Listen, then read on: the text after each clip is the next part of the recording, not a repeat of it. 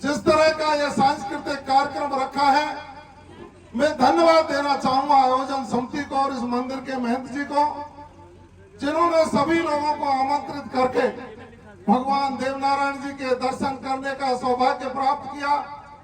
और आप सबने हम जैसे राजनीतिक सामाजिक कार्यकर्ताओं को बुलाकर आप सबके दर्शन करने का जो मौका मिला, भगवान देवनारायण जी के चरणों में नमन करने का मौका मिला, हम भी अपने आप को धन्य मानते। मैं इस अवसर पर होली के त्योहार की आपको शुभकामनाएं देना चाहूंगा। होली का त्योहार कल और परसों 2 दिन बड़े जोर शोर से मनाया जाएगा।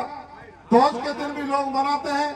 मैं ईश्वर से प्रार्थना करता हूं, भगवान देवनारायण से प्रार्थना करता हूं कि ये होली का त्योहार आपके सबके जीवन में खुशियां लेकर के आए, दिन दूनी रात चौगुनी प्रगति करे और हमारी आने वाली संतति आगे बढ़कर माँ बाप का और क्षेत्र का नाम रोशन कर सके।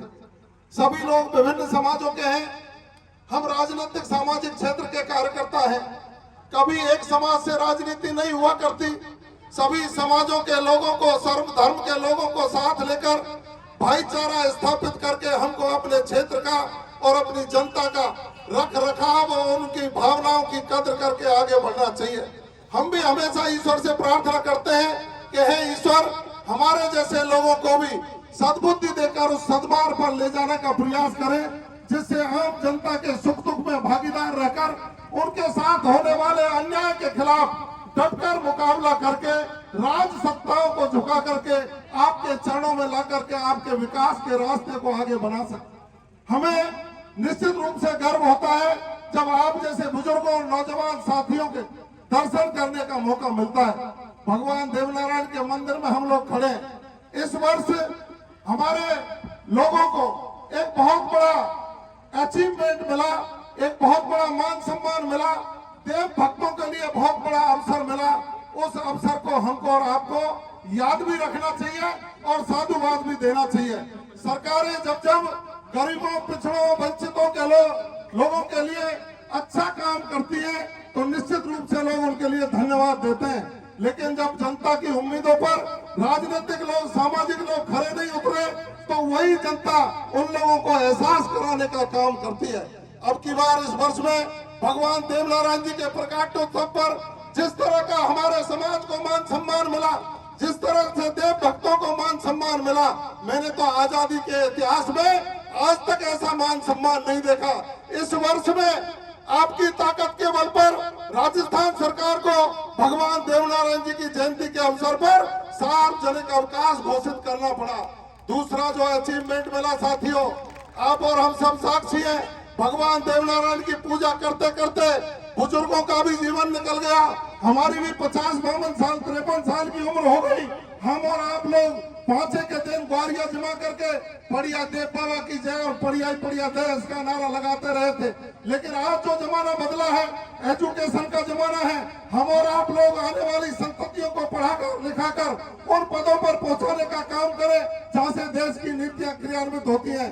हमारे महापुरुषों ने कहा है, हमारे अग्रजों ने कहा है, हमारा आप भी मंदिरों पर, देवालों पर खड़े होकर के ये संकल्पित होने का काम करना चाहिए कि हम आने वाली पीढ़ियों को, बेटी होगी उसको भी पढ़ाएंगे, बेटा होगा उसको भी पढ़ाएंगे, सद्मार्ग पर ले जा करके उन पदों पर पहुंचाने का काम करेंगे जहां से वो देश और समाज की सेवा करके अपना योगदान दे सके।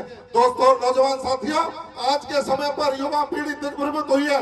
बुजुर्गों की सेवा न करके नए नए आयामों में जा करके नशे की प्रवृत्ति के आधार पर जिस तरह से अपने जीवन में उन्होंने विकृतियां लाने का काम किया है, हमें मंदिरों पर इकट्ठा होकर के संकल्पित होना चाहिए कि आने वाली पीढ़ियों को दिशाहीन नहीं होने देंगे, उनको सही दिशा पर लाने का काम करेंगे। और युवा साथियों को भी संकल्प लेना चाहिए कि हम अपनी भारतीय संस्कृति की रक्षा के लिए, बुजुर्गों की सेवा करने के लिए, श्रवण कुमार के इस देश में जिस श्रवण कुमार ने 4 धाम की यात्रा अंधे माँ बाप को अपने कंधे पर ले जाकर के की, पन्ना धाय के इस देश में जिसने अपने मालिक की सेवा के लिए, अपने राज की सेवा के लिए अपने पुत्र को बलिदान दे दिया, लेकिन उस मालिक की आन बान शान को खतरा नहीं होने दिया।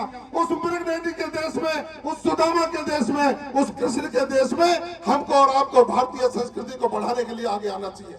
हम धन्यवाद देते हैं देश के नेतृत्व को, उन्होंने भी भारतीय संस्कृति को आगे बढ़ाने के लिए जो काम किया है। अभी कुछ दिन पहले आपने देखा होगा 28 जनवरी को जो बालाशेरी डूंगरी में कार्यक्रम हुआ, बालाशेरी डूंगरी में 5 लाख से अधिक लोग इकट्ठे हुए। हम गौरवान्वित हुए कि जिस वंश में भगवान देव नारायण ने जन्म लिया, उस देव नारायण के दर्शन करने के लिए देश के प्रधानमंत्री ने आकर के सब लोगों को साधुवाद और सम्मान दिया। क्या हमको उन्हें धन्यवाद नहीं देना चाहिए? क्या हमें उनको धन्यवाद नहीं देना चाहिए?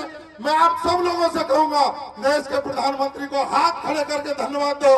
दोनों हाथ खड़े करिए सब लोग, दोनों हाथ खड़े करके देश के प्रधानमंत्री को धन्यवाद दो कि आपने हमारे लोक देवता को सिर्फ देश में ही नहीं विदेशों में पहचान देने का काम किया है। ऐसे प्रधानमंत्री जो भारतीय संस्कृति की रक्षा करते हैं, जो राम मंदिर बनवाने की बात करते हैं, जो कॉरिडोर बनवाने की बात करते हैं, जो वहाँ गलियारा बनवाने की बात करते हैं, धारा 370 खत्म करने की बात करते हैं, कश्मीर को बंग बनाने की बात करते हैं, और गुर्जर समाज के बीच में आकर के कहते हैं कि तुम भी कमल वाले हो और हम भी कमल वाले हैं। भगवान देव नारायण की जय।